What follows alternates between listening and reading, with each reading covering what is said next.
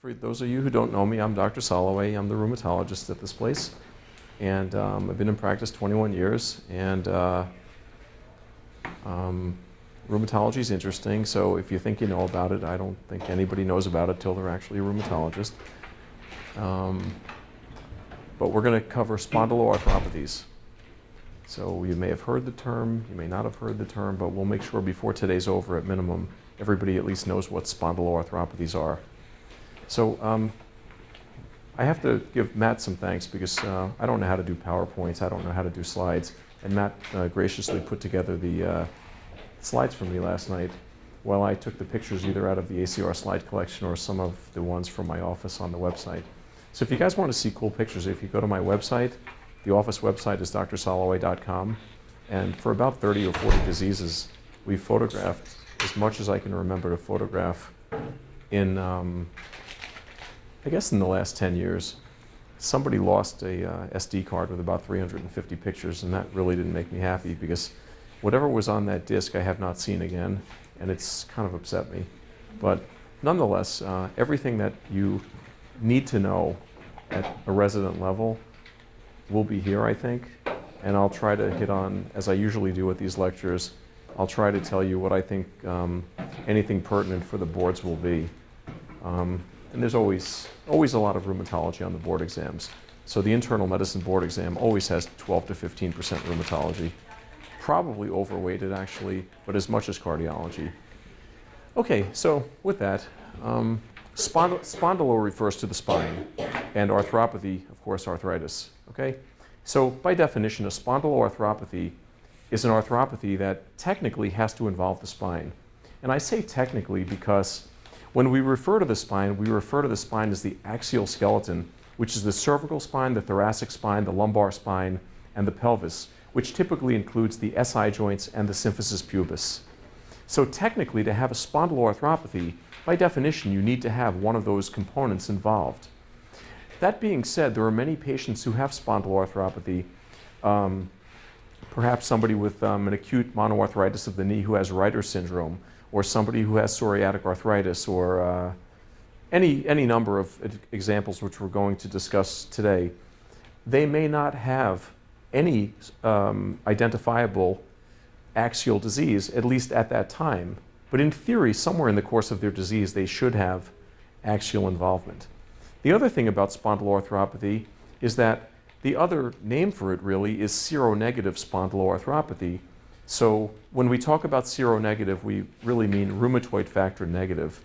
So if we have somebody with an arthritis who's rheumatoid factor negative, the two most common things that come to my mind, and of course this is variable by situation or by patient, the most common would be gout, and the second most common would be the seronegative spondyloarthropathy group. So in the spondyloarthropathy group, we have four main diseases: ankylosing spondylitis, which is the prototype of all the spondyloarthropathies. We have inflammatory bowel disease, which includes Crohn's and ulcerative colitis. We have psoriasis, and we have reactive arthritis or Reiter syndrome. Some people like to put a fifth spondyloarthropathy, which is sarcoidosis. Even though sarcoidosis doesn't necessarily have the correlation with HLA-B27 to the degree the other ones do, it clearly is a fact that there is axial and sacroiliac disease in in sarcoid patients. And frankly, there is an association between Whipple's disease, HLA-B27, and the typical findings on axial x-rays or imaging that would mimic any of the spondyloarthropathies. Now, before I say any and confuse you, I'll get another point out of the way because it's also not in the slides. This is something that you need to memorize for the boards also. Ankylosing spondylitis gives bilateral and symmetric sacroiliac disease and axial disease. Psoriatic arthritis gives unilateral and asymmetric disease. That doesn't mean there's not exceptions, but that's the rule.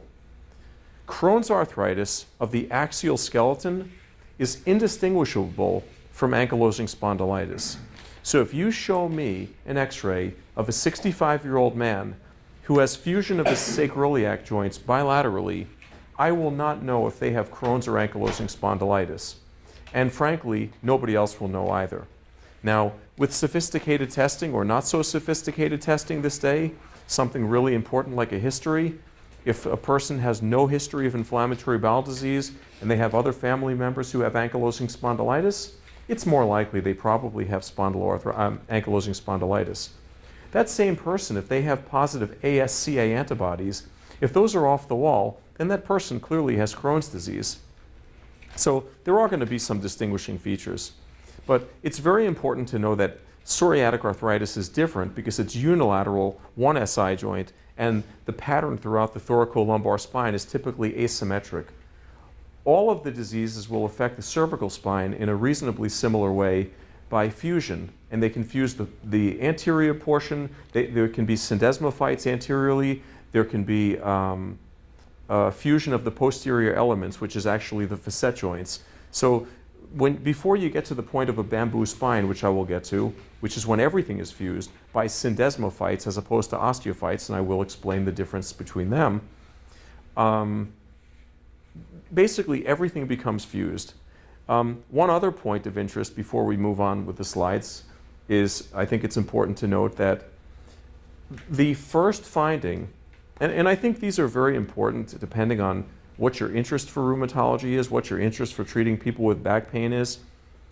The first finding on the X-ray for a SI problem is going to be pseudo-widening, and it starts on the iliac side of the joint, and the part of the sacroiliac joint that's involved is the anterior inferior portion of the joint. So if you look at sacroiliac joints and you're looking anywhere other than the bottom inch of the joint, you're missing the whole picture. You've looked the wrong direction. And when you're looking at sacroiliac joints for abnormalities, if you see any haziness of the cortex in a 25-year-old and the radiologist says that it's just osteoarthritis, that's not possible unless they were run over by a truck, because there's no way to get problems in the sacroiliac joints without injury at 25 years old or even under 40, which goes really to the definition of spondyloarthropathy headed with ankylosing spondylitis, that one of the criteria is there must be disease onset before the age of 40. And the other issue, or I don't know what the right term is, but the other thing to know, as opposed to, I'm catching my own tongue, in addition to being under 40, you have to describe typically inflammatory back pain. So we all think about hand pain and we think about rheumatoid versus osteo. We think about knee pain. We think about rheumatoid versus osteo. So I'll just summarize a couple of things from my previous lectures. Osteoarthritic joint pain is the type of pain where an old person wakes up in the morning and they're stiff for 5 minutes or 15 minutes and then they start walking, and that's called gelling. The rheumatoid patient is the exact opposite. They wake up horrible and they have an hour of morning stiffness and they finally ease up with or without medication. The spondyloarthropathy patient is going to have this severe stiffness in the morning, and it's going to be prolonged, but it's going to be in the back. Now, it could be in the peripheral joints, but then you don't know what the diagnosis is. You can only speculate. I can go through my career and tell you many, many, many hundreds of examples of people who I've seen either inpatient, outpatient, monoarthritis of the knee turn out to have Crohn's, psoriasis. I could name the patients literally because you don't forget them when you see them.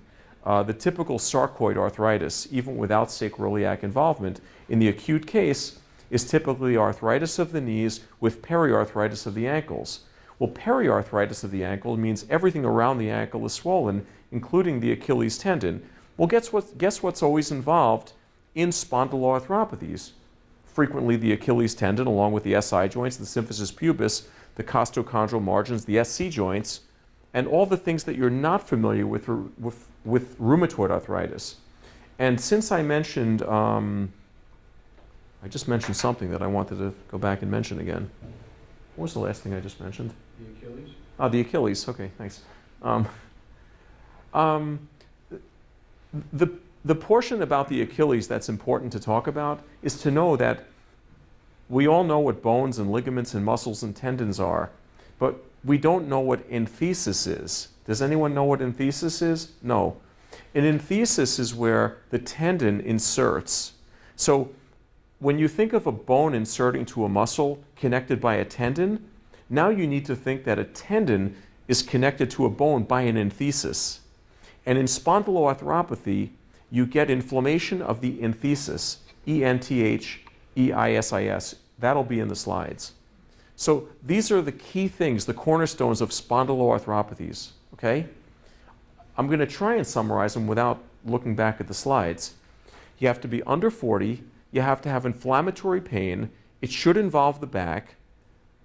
You should have something wrong with the enthesis. And the enthesis can include the Achilles commonly. It can include the costochondral junctions. It can include the sternoclavicular region. I'm willing to say that if somebody walks into the office with an acute atraumatic asymmetric swelling of one of their sternoclavicular joints, if it's not infected, they have a spondyloarthropathy. Now, I don't want to get too far as the spectrum can take us, but suffice to say, there are other conditions, acne, what's called the SAPHO syndrome, it's S-A-P-H-O. You don't really need to know that except it's going to be a red herring on a board question, but it stands for synovitis, acne, pustulosis, and hyperostosis, all in conjunction with spondyloarthropathy. The reason I mention that to you is so that you know that if you're seeing a patient who has atypical inflammatory pain and they have acne, there may be an association. Another one is hidradenitis suppurativa. When I see it, it's inflammatory, it's not infectious. So people come and go from this hospital or any hospital and they have acne or hyperostosis, which is cortical elevation of long bones and such. So all these things can be associated with spondyloarthropathies. Okay? This is important to know. Now, you're not going to see it as regular as you're going to see an MI or CHF or GI bleed or asthma, but in my office, you're going to see it every single day, if not once, 5 times or 12 times, depending on the day. I think that's pretty much what I wanted to make sure I said before I go back and try to rely on the slides. And what I might do is I'm going to kind of glance at these and we'll go through what I didn't say. And then I'm going to skip ahead to the photographs, talk about the photographs, and then if I need to, if we run out of time, I'll go through the treatment rather briefly because I think there's a couple of points you guys should know about treatment, but the detail that you need to know is not that crucial. So, yeah, I just wanted to make sure we hit everything. So, onset before age 40, it's not acute. This is going to be an insidious process. The typical patient's going to come in and say, you know, my back's been bothering me for 5 years. So you have to ask yourself, you know, a 30-year-old just came in my office with back pain for 5 years. Do they have a psychiatric illness or do they have a spondyloarthropathy? Or were they in an accident? But you're going to know they're not in an accident because the accident does not have inflammatory pain. Their pain is worse with use. Their pain started directly after the accident. Their pain is referable to the site of the injury. The guy with ankylosing spondylitis or one of the other conditions, clearly different. I wake up every morning and I'm stiff for 3 hours and I don't even know why. It's like the guy who sprained his ankle when he was sleeping. He doesn't know he had a gout attack, but we do. Okay, they say duration more than 3 months. Generally speaking, inflammatory process is defined by about 6 weeks. 3 months is fine. The point is that you have to give it a little time before you're going to commit a patient to a label that's going to stick with them the rest of their life, and the implications of treatment are going to involve biologic drugs. The morning stiffness is a foregone conclusion that's just synonymous with part of the definition of inflammation. And decreasing with exercise is another foregone conclusion that if you exercise or move joints that are stiff, they're going to loosen up and they're going to feel better. Okay, next. Or next slide. Yep. Oh. Over the decades, the criteria changed frequently. whether or not I actually agree or disagree is sort of a moot point. And whether or not you know these criteria or the updated criteria from 3 months ago, it doesn't matter. If you know whatever I'm saying today, you know what you need to know clinically, you know what you need to know for the boards, and you know, if somebody has a special interest, we can always talk more about it. But limited lumbar motion. I'll take this opportunity to mention something. In the physical exam of a patient with a spondyloarthropathy, we do what's called a Schober's test. S-C-H-O-B-E-R, Schober. What you do is you take a pen and you mark a little ink right above the rectum, and you measure that out 10 centimeters, okay? The normal healthy person, when you ask them to bend forward and touch their toes, that will spread to more than 15 centimeters. So if somebody is 15 or under, they're said to have a positive Schober's test, which indicates they have limited lumbar flexion, which is common in these diseases. So that's limited lumbar motion. The other thing is the reduced chest wall expansion. Whenever you're going to do an exam on somebody who you suspect has this, you'll have them take off their shirt, you'll take a tape measure, you'll measure their nipple to nipple and around their back, and you'll have them take a deep breath in and out, you'll have them get all the air out of their chest, and then you'll have them expand their chest fully. If they don't go past 1.5 centimeters, there's something very wrong. There's usually something wrong with the costochondral margins. They can't expand their chest. Hence, I would think of a spondyloarthropathy. The grading of the x-rays, we don't have to talk about. I'm going to show you x-rays later. Next. Okay, psoriatic arthritis. I'm sorry? Do you want to go to pictures for AS? Or? Well, you know what? I think we can lump the pictures in one, but at least we should get through psoriatic arthritis, because the psoriatic arthritis is a really big deal. In my practice, there's 350 patients with psoriatic arthritis, and there's another 50 people who only have severe psoriasis. And you might say, well, why don't the psoriasis patients go to the dermatologist?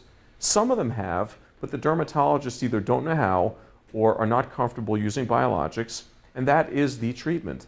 There's no more light treatment, there's no more Soricon, there's no more mud or whatever people use.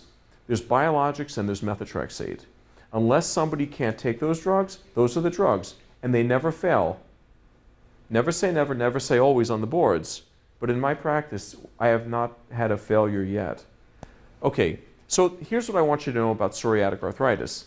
Psoriatic arthritis is very interesting, and I look at it almost as a link between rheumatoid arthritis and the spondyloarthropathies, because there are 5 types of arthritis that are each individually separate from the others in a patient with psoriasis who has arthritis, okay? So, fact number 1, 10 to 15% of all patients with psoriasis have psoriatic arthritis. It does not matter how long they've had psoriasis. It does not matter how bad their psoriasis is. It does not matter how much psoriasis they have. It does not matter if they have plaque, guttate, palmar plantar. It's totally irrelevant. If you have psoriasis, you have somewhere between a 10 and 15% chance of psoriatic arthritis. Point number 2. There are 5 types of arthritis distinguishable from each other that can each be associated with psoriatic arthritis. Type number 1, it mimics rheumatoid arthritis, meaning it involves the PIPs and the MCPs in a symmetric pattern. It can also involve the toes, the knees, the ankles. It can involve anything. Now remember, I am not talking about the spine. It simply mimics rheumatoid arthritis, but you're not going to have a rheumatoid factor. Now, to complicate things even more, you may not even have psoriasis, because prior to biologics, it was well accepted information that psoriatic arthritis could antedate the onset of psoriasis by over 20 years. With biologics, if you have a psoriatic patient and you treat them early, they may never manifest psoriasis. The only way you'll know is by a strong family history of psoriasis and with nothing else to explain the patient's clear arthritis with either a negative rheumatoid factor or one of the other patterns that you wouldn't associate with RA. So Rheumatoid mimic is one. Number two would be, and my order is just random. I'm just making up the order. Number two is DIPs, which are these joints, which you associate with osteoarthritis or gout, tophaceous gout, particularly in elderly women on aspirin and diuretics. And I'm emphasizing that because that's a board question too. So DIP and nail changes. Nail changes are typically lifting of the nail bed, onychomyelitis, or pitting. So when you have nail changes that are typical of psoriasis, along with DIP disease, inflammatory DIP disease, this is a second form of psoriatic arthritis. So if somebody comes into my office and they have nail pitting and they have inflamed DIPs, I assume they have psoriasis. And if I ask them, they may not know. But then when I get into their family history, they say, well, I think my cousin had it. Then there's actually a couple of places in the body where psoriasis hides and the people don't know they have it. I do have one photograph in the office here to show it, but it's the inside of the rectum, it's the belly button, and it's behind the ears. Many people know if it's behind their ears because it's scaly, but many people don't notice it in their belly button, and nobody knows about it in their butt. Okay, choice number 3 for psoriatic arthritis is the classic asymmetric oligoarthritis. So what does that mean? Well, asymmetric, you know. Oligoarthritis in adults is the same as pauciarthritis in children. That means between 3 and 5 or 2 and 5 joints. So monoarthritis is 1, poly is more than 6. So anywhere between 2 and 5 joints, that's an oligoarthritis. And typically it's asymmetric. So it's going to be an ankle, and then it's going to be the contralateral knee, and then it's going to be the contralateral elbow or wrist, or perhaps all 4.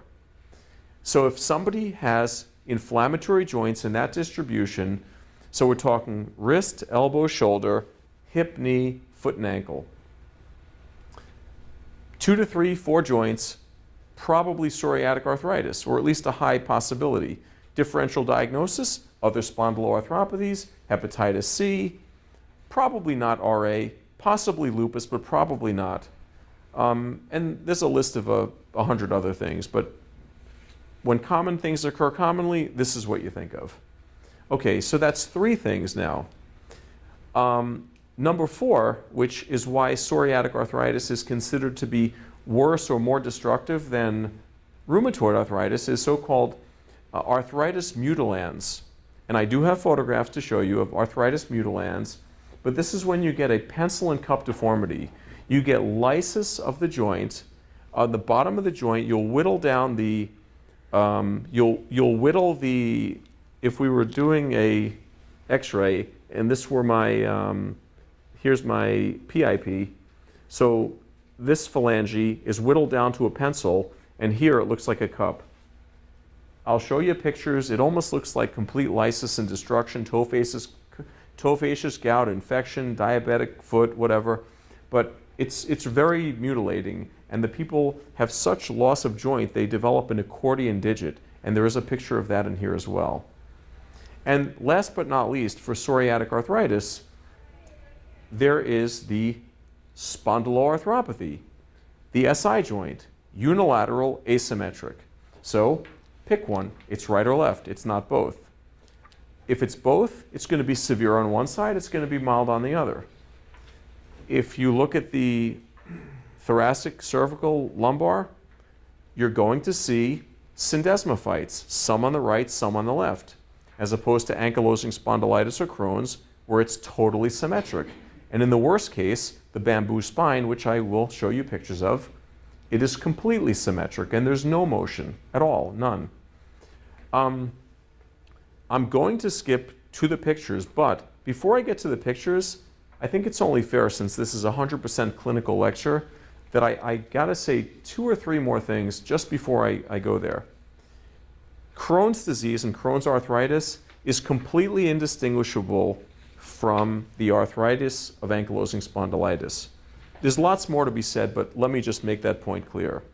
Same goes for ulcerative colitis. There's a couple of nuances that are different. For example, in Crohn's arthritis, if the bowel disease is active, then the joint disease is active. In ulcerative colitis, it's the opposite. But these are things that are not necessarily very important for you to know. And the other condition, reactive arthritis or Reiter syndrome, that's a triad of uveitis, urethritis, and arthritis in the typical distribution of spondyloarthropathy or an oligoarthritis. So I just want to throw those out there. So if we don't have time, I've said it, you've heard it, you're not clueless to it. And sarcoid is our fifth spondyloarthropathy. It's not formally classified, but if you ask a rheumatologist who knows about rheumatology, I always have to specify that point because we are in South Jersey. That's a joke. Anyway,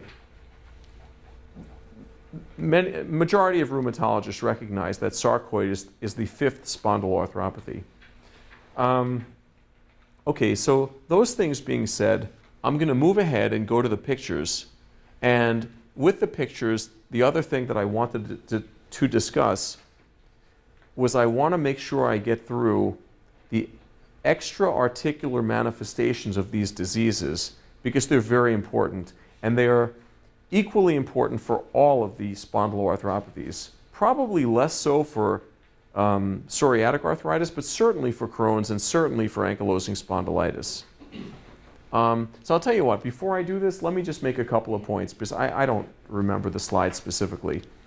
Ankylosing spondylitis is associated with inflammation of the aorta. So you get a dilated aorta, a dilated aortic root, and you get aortic insufficiency. Okay? So if you're reading a board question and they're talking about aortic insufficiency, please don't forget that ankylosing spondylitis might be the diagnosis. Now, lung disease, common in ankylosing spondylitis. Typical apical bullous disease. Can you distinguish it from TB? With a PPD. Otherwise, no. How many other conditions are giving you apical bullous disease or apical fibrosis? It's probably more fibrosis than bullous, okay? The reason I have apical bullous on my head is because I did a case report as a fellow of ankylosing spondylitis with apical bullous disease. But definitely apical disease is a ankylosing spondylitis feature. All the conditions that involve the spine can give cauda equina syndrome. They can give lumbar spinal stenosis. They can put you at risk of fractures, especially in the cervical spine. These become very important. And then the other area of interest that I can think of immediately would be the eyes. When you see a person or hear about a person or you're in your clinic or wherever you are, if somebody has uveitis, your main differential is either lupus or ankylosing spondylitis or one of the other spondyloarthropathies. Now, yes, they can have 150 other things, but okay, how do we separate it out? These people have anterior uveitis, not posterior, not panuveitis, but anterior. And for those of you who don't understand the eye, the uveal tract is the iris or iritis, the uveal tract, which is the uvea, or cyclitis, the ciliary body. So when you hear the term iridocyclitis, that's the same as anterior uveitis. I know these terms are confusing, so it's important that you hear them. When I was at your stage of the game, nobody told me these kind of things, so it took me like 38 million years to learn these things. So hopefully you guys will learn faster. Oh, look at that, unbelievable. I think of eyes and Matt produces an eye. Gotta love this guy. This here, you know, to the naked eye, you and I don't know if it's scleritis or uveitis or we don't know anything about it. We just know that this is a bad eye. But one thing we know is we can see here, this is the anterior chamber in theory because we don't know if there's pus in the posterior chamber. This could be a Behçet's person for all I know. But these are called synechiae. And synechiae are where there's matting down. The capsule mats down. And this is how they get cataracts and blindness, like in juvenile arthritis, because the mechanism is the exact same for these conditions. Okay, so anyway, part of the reason I'm showing you this is I want you to know that ankylosing spondylitis, like rheumatoid, is a total body inflammatory disease with a predilection to the spine. It doesn't mean it doesn't involve other things. So this eye could theoretically be seen in almost anything, but you shouldn't exclude ankylosing spondylitis. Okay, next. Okay, I'm going to just make the assumption that nobody here has ever seen a sacroiliac X-ray, okay? So it's unfair for me to say, well, can't you see it's abnormal if you don't know what normal is? But here are the SI joints. Let's assume this is the right SI joint, and let's assume this is the left. The joint goes up about this high, okay? Now, this part of the joint up here, fibrous tissue. This part of the joint down here is synovial tissue. So what do we care about? What did I say before? The bottom inch of the joint, the bottom third. That's synovial tissue. So this is what we focus on. I don't care what's going on up here. I care what's going on here. So this is the good side. But the good side's not normal. I hope it projects, but these are lots of cortical irregularities along where? The iliac side of the joint. So that's the first part involved. That's what I had mentioned before. This side is more unfortunate. It's starting to fuse in a big way. So this is somebody, it says ankylosing spondylitis, early sacroiliitis. I would say that this is not so early because this joint is already partially fused and this joint already has destruction. So whoever made the slide knows the patient, but if you showed me the slide and said, what is this? I would be able to justify and rationalize why it might be psoriatic arthritis because, gee, only one joint's really involved and maybe this one's never changing. And then we'd have to get an MRI and we'd have to see if it's inflamed or we'd have to see if it's dormant and we might need a bone scan. But anyway, you need to know what sacroiliac joints look like. And the other thing, which does not, well, it does project, this is the symphysis pubis. Okay, so I'm the only doctor that you'll ever meet, probably, that actually looks at the symphysis pubis on most of my films if I can see it. Why? Because what goes wrong, what diseases cause problems in the symphysis pubis? Spondyloarthropathies. Okay, next. Can anyone tell me, you see the SI joint there? It's completely fused. So it's just not there anymore. And on this side, while it's not totally fused, it's darn close to being fused. And the symphysis pubis is quite wide, which tells you that there's been some erosion there. So this person, while it says advanced sacroiliitis, that's true. But you can't tell me if this is Crohn's or ankylosing spondylitis. They are not distinguishable by anybody. Okay, next slide. This picture is meant to show, well, as it says, the symphysis pubis. But look at all the, what do you call it, the cortical irregularity. The cortex is all ratty. There's some soft tissue swelling. It's widened. Now, there's many things that you can also see here. You can see the hips are not necessarily normal. You can see that there's some increase in the cortical markings. You might think it's a Paget's patient if you were thrown off and just didn't know. You might think this is a fracture or a shadow. But anyway, I want you to notice that the symphysis pubis is no good. Next slide. Okay, this here is a cervical spine. And what you're seeing here, these are actually syndesmophytes, okay? And a syndesmophyte as opposed to an osteophyte. An osteophyte is new bone growth. Syndesmophyte is not bone. A syndesmophyte is the thin layer, which is the outer capsule of the disc, which will be bridged together and simply form a little ladder. And at the same time, the posterior longitudinal ligament may start to get fusion. And back here, the posterior elements, which is what the joints are known as, they've started to fuse as well. If you look over here, I can't tell you this fusion because there's not. You can see the gap. Now, granted, this is not an oblique view, but considering this is a lateral view, I can tell you that this is more narrow than it should be. And up here it's too dark, but I always like to be able to see the C1, C2 periodontoid space. And the reason I like to look at the periodontoid space is that's something that's often irregular in rheumatoid arthritis. Okay, next slide. Okay, so one thing I'll say about this is the thoracolumbar spine. Frankly, it looks like it's either one or the other, but maybe it's T9, 10, 11, 12, and L1 or something.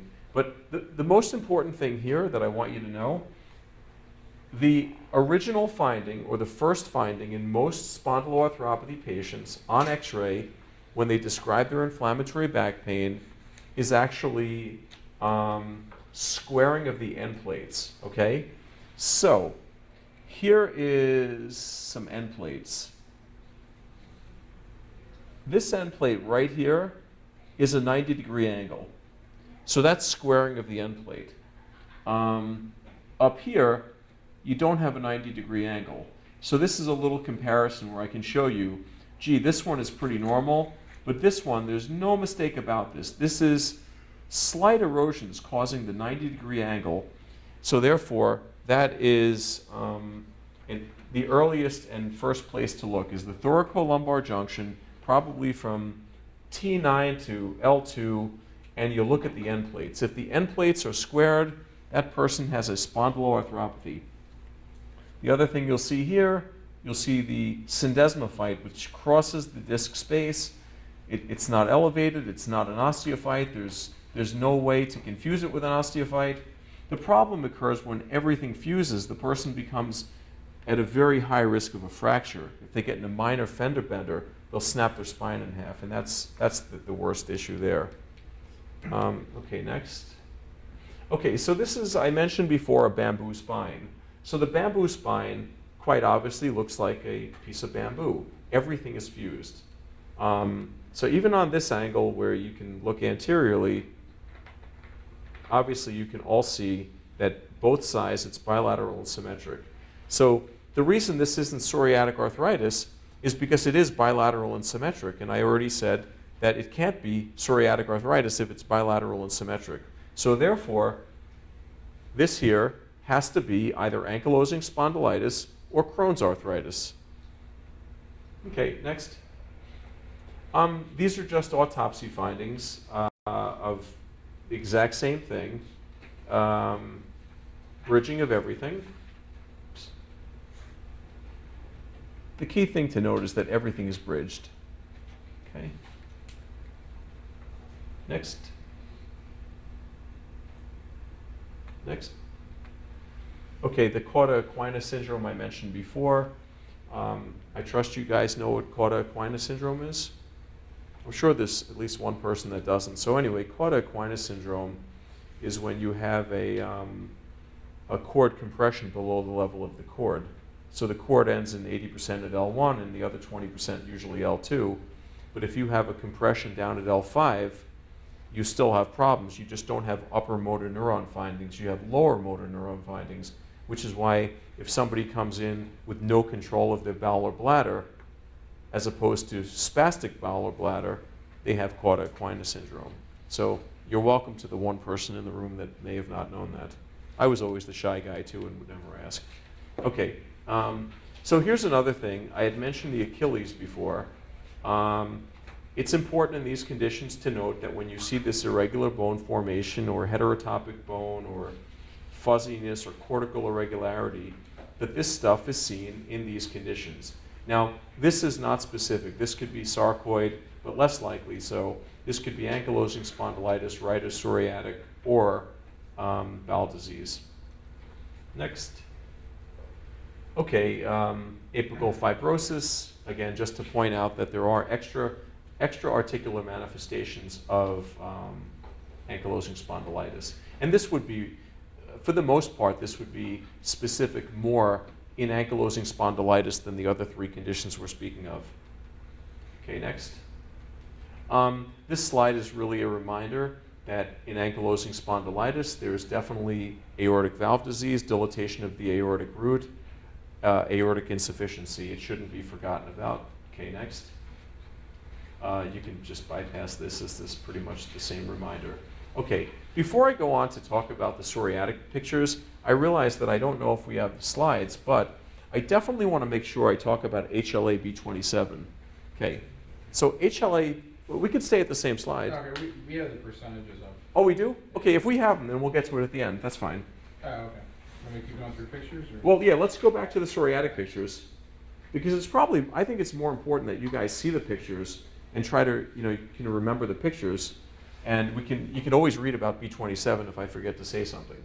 Okay, so, I mentioned 5 distinct characteristics of psoriatic arthritis. I mentioned DIP and nail, I mentioned rheumatoid mimic, I mentioned oligoarthritis, I mentioned mutilans, and I mentioned the axial disease. So this person has actually three things. This person has clear nail changes. This person has DIP swelling. And this person also has this. They have PIP swelling.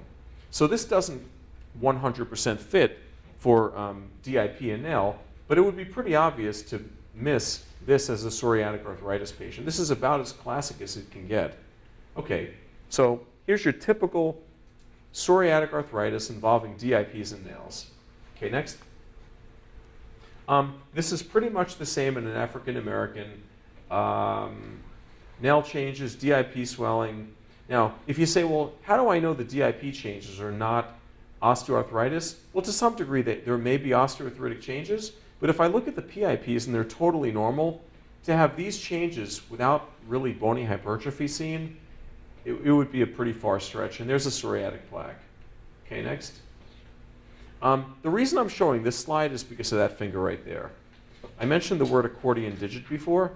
So this person has psoriatic mutilans or arthritis mutilans. The reason that joint looks like an accordion is because their joints are gone.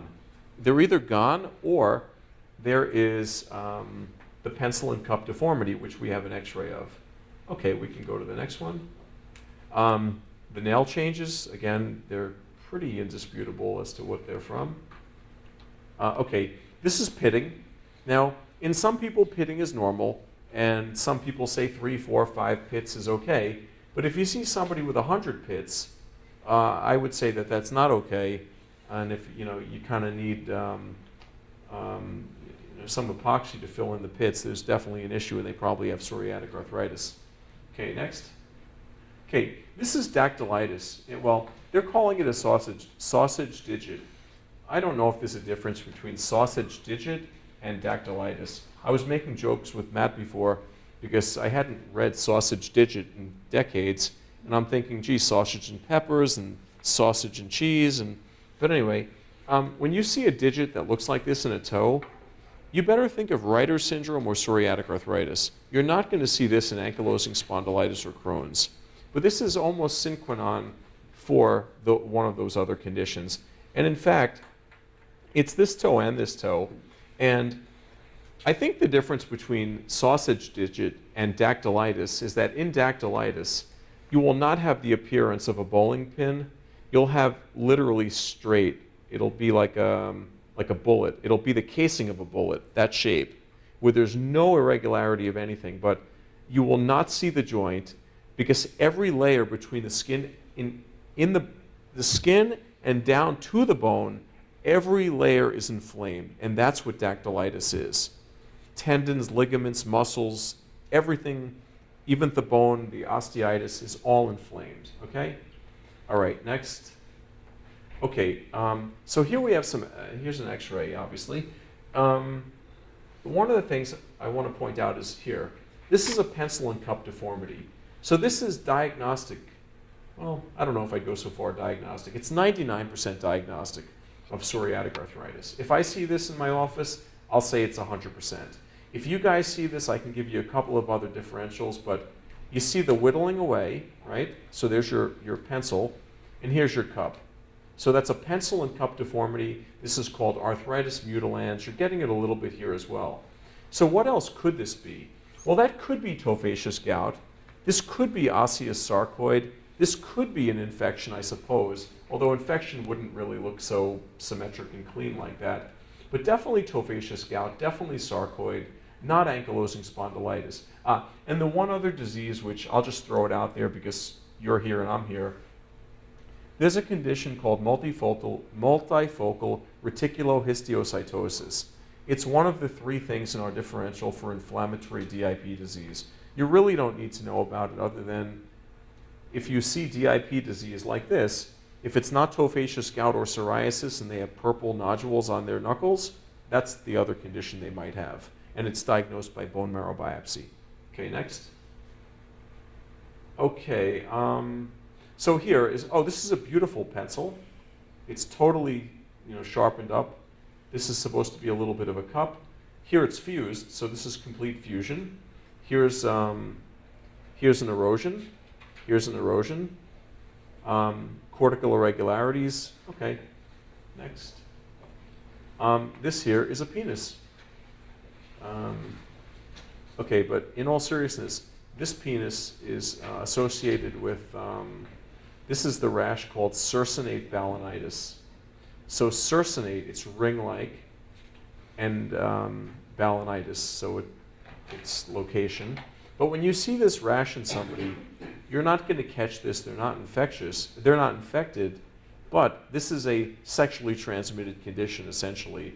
And the people who don't get it sexually transmitted get it from Yersinia and all the other enteropathic bacteria that will go along with a B27 positive patient to trigger a response that will give you circinate balanitis, keratodermia blennerogicum, which is a very similar lesion to psoriasis on the palms and soles, along with uveitis or iritis and arthritis in the distributions that we've been talking about so far.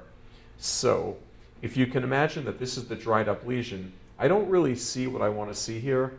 The ones that I've seen that are like red and active look kind of like this, but they're larger and they're more red, almost like a tomato. And this simply looks like a lesion that's dried up and healing. Okay, and by the way, you will see this. This stuff does exist. It's out there. I mean, it's there. You're going to see this. It may be an ER night or something, but somebody has this. They're out there. Okay, next. This is obviously a hard palate, and these are erosions that you can get in Reiter syndrome. Probably not the most common thing you'd see, but I think one of the take-home messages is, I think they're pointing out that this person with Reiter syndrome who's about to lose all their teeth is probably a poorly hygienic and not the most careful person and such. Okay, next. This here would be, they say conjunctivitis, so fair enough. You'll get conjunctivitis, blepharitis, pretty much any itis in any of the spondyloarthropathies, but this is certainly meant to represent a patient who has Reiter syndrome. Psoriatic nail changes, well, they say Reiters. Now, if we want to get technical, the changes in the skin in Reiters and psoriasis are almost identical, and pathologically they are identical. We have, depending on the diagnosis, we can talk about palmoplantar psoriasis, but on biopsy, keratodermia blennerogicum is going to look almost identical clinically, and it's going to have the same biopsy finding. So this is not particularly helpful in diagnosis, but this is a great opportunity to show you something. This finger that looks like a cigar, this is dactylitis. Do not forget this appearance, because you can't get a more classic picture than this. Compare this to this. Okay, this one's more swollen. This one you don't see any of the knuckle. Here you have knuckle, here you have some knuckle. The nail is no good, but that's irrelevant. We'll cut it off here. You see nothing but waxy skin. So if you saw somebody who had all waxy skin, you might say, wow, they have scleroderma or something like that. But in this milieu, this is dactylitis. I see it more in the toes than the fingers, but if you miss this, you're doing a tremendous disservice. You'll probably get sued because this is total bread and butter in a rheumatology practice. Okay, so once you guys have seen this and committed, remember, I want you to know that it looks like a cigar. There's no waxing and waning of the, like the bowling pin appearance of the sausage digit. Okay, next. One of these Achilles is more swollen compared to the other. And by the way, it says Reiters, but this one could be any of the spondyloarthropathies. It looks to me like this one's kind of swollen and I can't make it out. And this one kind of looks normal. I hope I'm right, I don't know. Next. Oh, this is keratodermia blennerogicum. If I showed people this, I'm sure you guys would say, well, it's probably psoriasis, maybe it's healing chickenpox, who knows. But if you see this in the right clinical scenario, this rash is absolutely typical of what you're seeing here. I've seen it a few times. It always looks the same. It may cover the entire foot, it may not, but this is it. Okay, next. Same thing. They look like psoriatic plaques, but they're not. They're keratodermia. And in fact, if you have a person with palmar-plantar psoriasis, the entire palm and sole will be completely covered. And by the way, before we go on, all of these conditions are extremely easily treatable these days. With biologics, the Remicades and the Enbrels of the world, there's none of these people that shouldn't get better, and in timely fashion with minimal side effect, if any.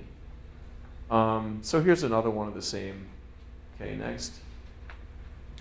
Here's another sausage digit or dactylitis. See, I would call this dactylitis. I would even say this could be dactylitis. You have a nail change there, the bed's lifting, and everything's flat. You don't see any knuckle. So again, I wouldn't know if this is writers or psoriatic. Probably favor writers because of the toe. Next. Okay, great. So what we need to do now is I need to cover B27 just a little bit.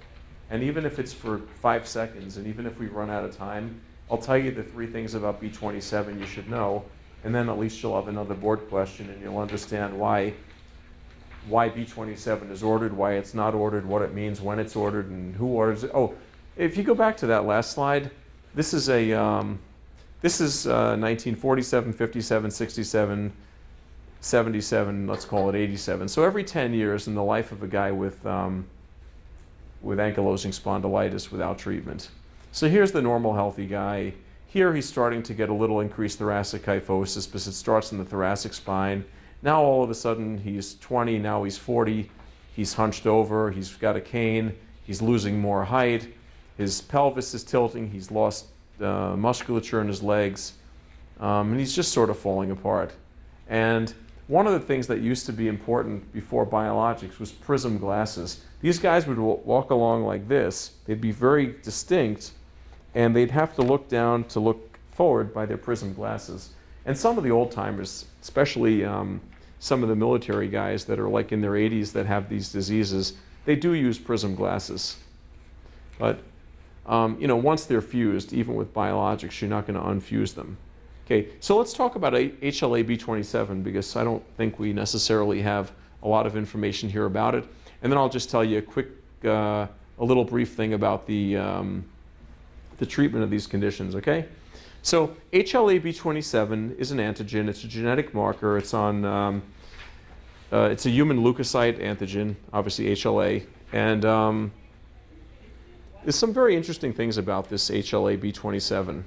First of all, it's common in Caucasians. It's uncommon in blacks. It is common to the point where 10% of the normal Caucasian population is B27 positive.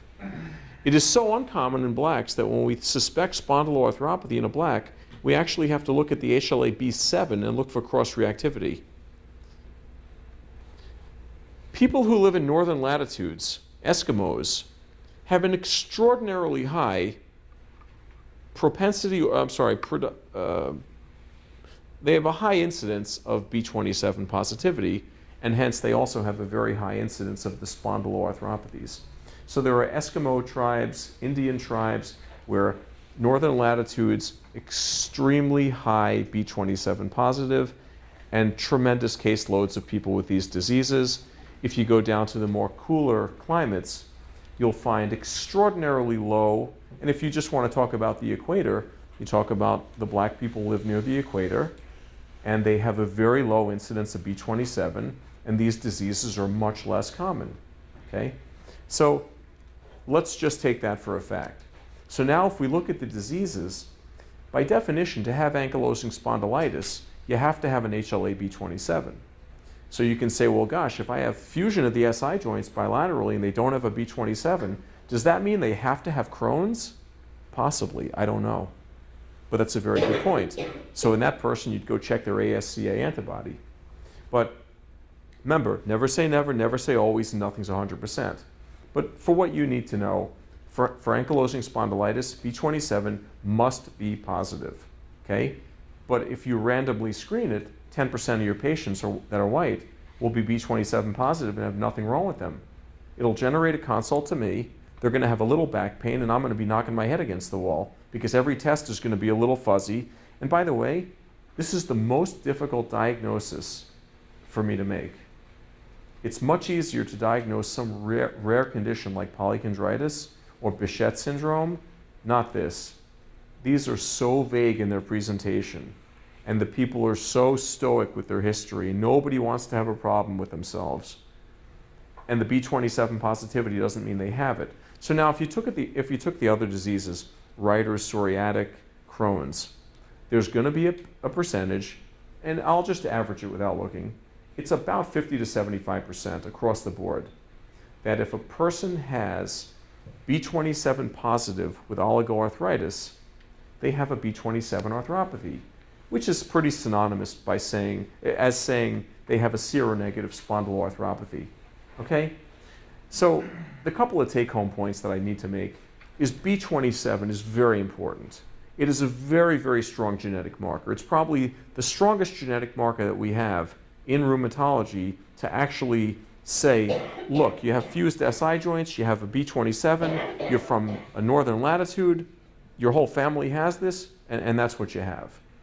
Rheumatoid factor, ANA, none of those tests have any sort of distinction like this. Okay, so a lot more can be said about B27, but I think it's important that we mentioned it. It's important that you understand the key things about it. And then the last thing about this whole topic is the treatment. The treatment for spondyloarthropathies is biologic DMARDs. In my opinion, Remicade is the best, Humira is the second best, so that's infliximab and adalimumab.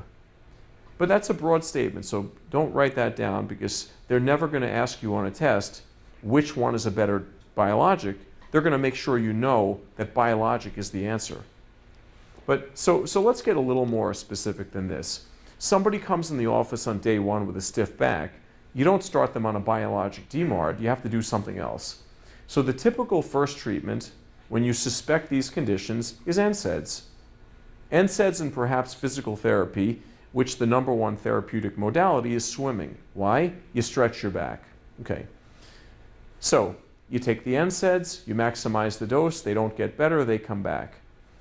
Okay, what hurts? It's either axial, peripheral, both, or extra-articular. Okay, fine. You're going to start a non-biologic DMARD. Typically, the one you're going to start is methotrexate, but in the spondyloarthropathies, there's a big role for sulfasalazine. Sulfasalazine tends to be very good at controlling the peripheral joint disease in spondyloarthropathies. The one thing that you need to know for the boards about sulfasalazine is its side effect of reversible azospermia. Okay, I've taken lots of boards and I've written board questions. Reversible azospermia. The key thing you should know about methotrexate, even though I didn't mention it, both men and women have to stop the drug 12 weeks before attempting a pregnancy. Both men and women. Okay, so those are things that are pretty important that you should know. Now, methotrexate is a great drug. Methotrexate by itself can probably cure most psoriasis. Dermatologists have a fear of using it because when the drug first came out, dermatologists wouldn't let you use it without a liver biopsy. We now know that the drug is ubiquitously safe, and we use it in anybody for anything. Anyway, long story short, here we are. We're in 2013, almost 2014. Most people are not going to get better with just methotrexate or just sulfasalazine or even a little prednisone, Plaquenil, whichever DMARD you like. I will say two things. I don't like using Plaquenil in psoriatic patients because Plaquenil can exacerbate psoriatic arthritis or exacerbate the psoriasis. And I don't like using any steroids as much as I like to use any corticosteroid. I don't like using them in psoriasis because when you wean the steroid, you will cause a horrific flare. Flares to the point where people have to go to the ER. Just awful, awful. So you only use steroids in psoriasis out of real desperation. If you have to, you have to, but you try not to. So back to the biologics, okay? The biologic of choice is a TNF-alpha inhibitor, okay? So those drugs would be Enbrel, Remicade, Humira, Cimzia, and Area, which is golimumab, okay? The drugs probably have, generally speaking, relatively similar efficacy. But again, with my experience, I think, I personally, and this is purely my personal opinion, that infliximab is the best drug. I like it because it has the most ability to change the dose from 3 to 5 to 7 to 10 milligram per kilogram, and I like the fact that you can adjust the interval from 8 weeks to 4 weeks and anywhere in between. Okay, that being said, let's talk about the self-injectables, the Enbrel and the Humira. Are they good drugs? Yes, they're good drugs. In psoriasis, it's a particularly nuisance of a problem because you're asking somebody to go home and inject themselves, and even if you're dealing with a very intelligent person, if they should inject into a plaque, they've just created a big problem. And generally speaking, in the population of patients that I treat, the sophistication level or the educational level is not always up to speed to where you feel comfortable sending people home with needles. And unlike with insulin, although there's problems with needle insulin, but if you tell somebody you can't take the drug if you're sick, their definition of sick and your definition of sick may be different, and they're not going to call the office the day of their injection and say, I have a fever of 103, what should I do? They'll say, well, I'm not on an antibiotic, so I guess I can take it. Next thing you know, that's the person who's got the big problem. With that being said, Matt, unless I forgot anything, or if you think I should mention something else, be happy to answer any questions. So everybody here knows everything now about this topic. This is unbelievable. You are the best group I've ever spoken to. This is amazing. Okay, good. For psoriatic arthritis, you said sometimes they don't need to have psoriasis and it mimics RA. Yes. And it can be RF negative. So how do you differentiate it from like pseudo-RA? Well, first of all, RA in its pure form has to have a rheumatoid factor or a CCP. So 20 years ago, there were 20% of seronegative RAs. 6 years ago when CCP came out, that washed away half of that. So now only 10% are seronegative RAs. More than likely, the 10% of the seronegative RAs are psoriatic patients, okay? The term pseudo-RA is a quite easy distinction because pseudo-RA is basically somebody with chondrocalcinosis on their x-ray, and in the joints where they have the chondrocalcinosis, they have swelling and synovitis. So another topic which I can briefly go over is that if you have chondrocalcinosis in a distribution of PIPs and MCPs with swelling, that is pseudo-RA. Well, they don't have RA because the rheumatoid factor is negative, their CCP is negative, there's no family history of psoriasis, but you don't have to go fishing. They already have the chondrocalcinosis. The triangle of fiber cartilage has chondrocalcinosis, and the joints have chondrocalcinosis. The differential diagnosis of what you're calling pseudo-RA, which is chondrocalcinosis or calcium pyrophosphate arthropathy, is hemochromatosis. Because those people get osteoarthritic appearance on X-ray in the second and third MCPs, while these joints are typically reserved for inflammatory conditions. So if you notice osteoarthritic changes in the MCPs, you're now dealing with either hemochromatosis or calcium pyrophosphate deposition disease, which if it clinically acts like RA is pseudo-RA. Just like pseudo-gout, swollen ankle, swollen knee, gee, it looks just like gout. Why isn't it gout? Well, because when I drained the fluid, I found calcium, not gout. I didn't find urate, I found calcium pyrophosphate crystals. But it's well known, the descriptions and the pictures of what psoriatic arthritis looks like. So if we know for sure what it looks like and we see it, we can just say that person has psoriatic arthritis. Now we're going to try and get as much information as possible. We may look for an MRI of the dominant hand and wrist. We may look for erosions that aren't on x-ray. We're going to very carefully study the thoracic spine, the lumbar spine, the pelvis, the SI joints, the symphysis pubis, and we're going to really dig into the family history. But I hate to say this is getting a little rude with all the phones, so if you have to take a call, please leave the room.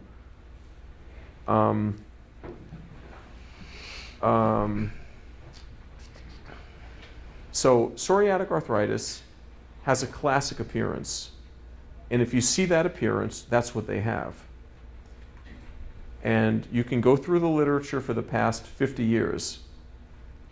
The arthritis can antedate the skin disease as of my fellowship by 25 years. And that was 24 years ago. I think I addressed your question. Anyone else? Anything? The only stupid question is the one you don't ask.